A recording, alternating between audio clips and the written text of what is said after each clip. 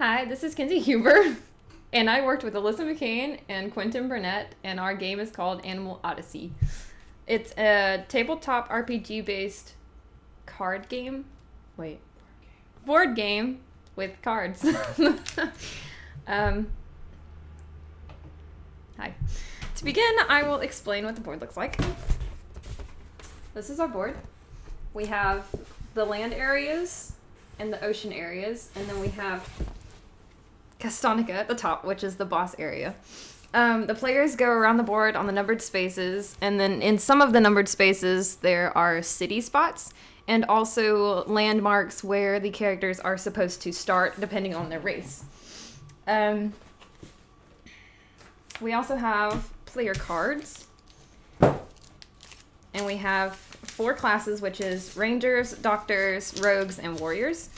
And each class has 2 animals to them, like the rangers have rats and deer, for example. And each of them has certain stats that you are assigned when you start as the character. And those change during the game depending on stuff that happens. Also, within this game, you have different kind of cards. One of the first cards is quest cards, which an example is look like this. You have the master and how much experience you gain, and then how many endangered cards that you need to complete to actually get this quest. You always have 4 cards at the start of every round on the board, no less or no more. And you take these paw tokens and place 1 on the card and 1 on the board to signify which quest goes with which card. And then to you move across the board with a d6. You roll it and move that many spaces, and it takes 2 to enter a city and also 2 when you cross an ocean path. More of the cards that we have are sanctuary cards, and they look like this. And they are obtained within the city, so every time you land in a city space, you get a sanctuary card. And at the bottom of each of them has something that you have to do during that turn. Like an example is draw 2 enemy cards or lose a d6 worth of gold. There's adaptation cards, and they have bonuses on them for the player, and you can hold them in your hand and use them anytime during the game that you'd like. We also have endangered cards. They look like this. And endangered cards are obtained when you do quests. So, like when I showed the quest card, this one, you only have to do 1 endangered card in order to complete the quest. So you would draw from this deck. And at the bottom here, it has a symbol for which of your stats that you use in order to roll for the endangered card. So this one is wisdom +5. So you take a look at your stats. So this power, the Dr. Panda has a wisdom of 2. So you would take 2 d6s and roll them until you get 3 of 5 or ups. And then if you complete that, you get the reward and you're done with this endangered card. That wisdom and the paw prints is called a skill challenge. So that's what it has to do with the skills, and you take the stats and you roll. And then you have an enemy deck. And the enemy deck consists of different leveled powered enemies. And when you roll, you have to get certain numbers to actually defeat this enemy. And then you have things that they have to roll to hit you.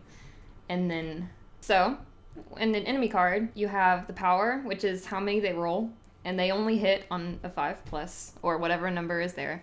And then you have to roll a 4, and you have to hit them however many times the stamina is down here. Or you roll however many defense that they have.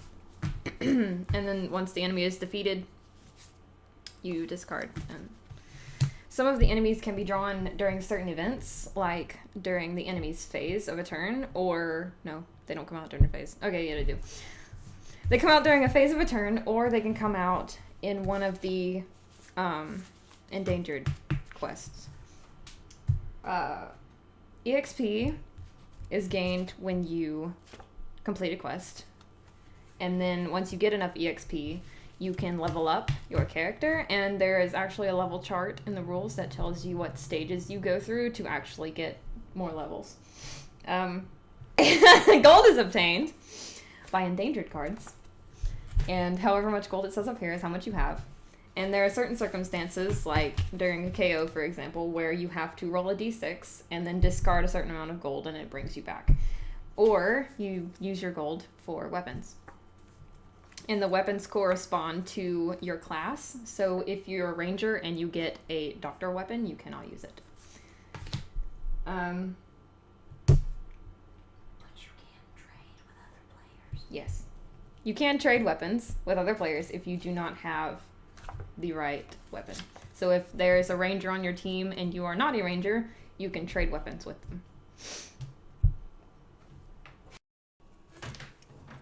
So this is a test run through of how a typical turn in the game should go. You pick your player card, and for this one I am a rat and a ranger, and my stamina is 3. So since I am a rat, I start in this space, which is symbolized for the rat character. And then once I do that, I pick out 4 quest cards. Thanks. And 4 quest cards will be on the map at all times. And then you take the corresponding paw prints and roll the dice. Roll the dice to find out which space the cards are going to go on. So that one's a 6, so I put 1 here, and I find a 6 on the board. There's 1, and that will correspond to there. And then I roll again. That one is a 9, so I put 1 on there, and I find a corresponding 9. And I roll again, and I got a 20, so I put 1 on a 20, way down there, and 1 on the card, and then 1 last time, and I get a 12, so I put 1 there, and on the card. Okay, so now that you have all the quests on the board, you start your turn. So you roll for however many spaces you're going to move. I got 2, so I'm going to go this way, so I don't go through the city, because that would cost me 2. So I go this way to... I go this way to get the quest card, which is blue, and I need 4 endangered cards. So I pick my first one, and I have to draw an enemy card. So I draw an enemy card from the stack, and its power is 2, it hits on 3+, its defense is 6, and I have to hit it once. So I look at my... He goes first. Oh, yeah, enemy goes first. So then I roll for them, which would be 2, and they hit on a 3+. So they hit me. And I take a point of stamina damage. And then it's my roll. So I do... How much power do you have? 3. I have 3 power. So, yeah. I rolled for that, and I did not do anything. Yeah, because their defense is a 6. So I go them again. What is there? And they hit me again. I have 1 stamina left. And it's my turn. I have 3 power. I got a 6. Oh god. And I hit them, so they're dead. Yay me. So I completed this quest. And so I get this what? You have 3 more endangered. Oh, no, I completed this endangered card, which goes with the quest. I have to complete either 3 more endangereds or rest a turn. I don't know. So I'm going to go for another endangered. So I roll for this one. It says a dexterity of 6+ twice, or I draw an enemy card. So I'm going to try to do the dexterity since I am almost dead. I have a dexterity of 3. Okay, I got a 6. I'm gonna forget another. Darn it. Do I? No. Which would mean you're knocked So out. I take stamina damage, which means I'm dead. But for the purpose of this video, Yeah, but since I'm the only player of this video, I can't actually have more characters to bring me back like you could in a normal game. But under other circumstances, if I KO, one of the other players can bring me back within 3 turns, and I lose gold. So. So after my turn, or everyone's turn, and after enemy's turn. after everyone goes, there's an enemy phase. For the evil organization. Phase 1 says to roll a d20 and then place a cult token. So I roll a d20 and I take a token and I place it on a 10, it says. So that space is now occupied by a cult, and if there are 3 cult tokens, you can't interact with the masters until it's defeated. So if 6 cult tokens are on the board, the game is over.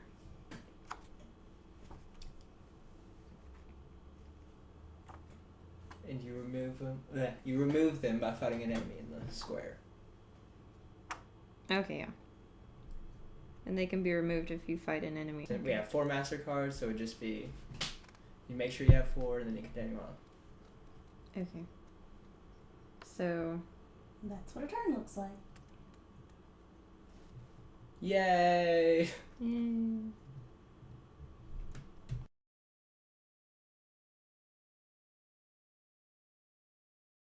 Also, with the endangered cards, there are skill challenge. Oh no! Fucking god damn! Move the board. You roll. Move the board. To move on the board, you roll a 6-sided die, and you traverse that many spaces to figure out where you are. Each player starts out. Gold is obtained also by defeating enemies. So, however much gold. No, I'm a fucking piece of shit. Okay. If you get hit at the bottom, that's how much that you lose. No, it's not. I don't know what the fuck this is. Okay, no. Okay, so stamina. Okay. No. Wait. This is the number of dice they roll. Yes. They hit on that. Yes. Their defense is what you have to roll to hit them, and that's their health. Okay. You were close. Just I kinda tried. Okay, so.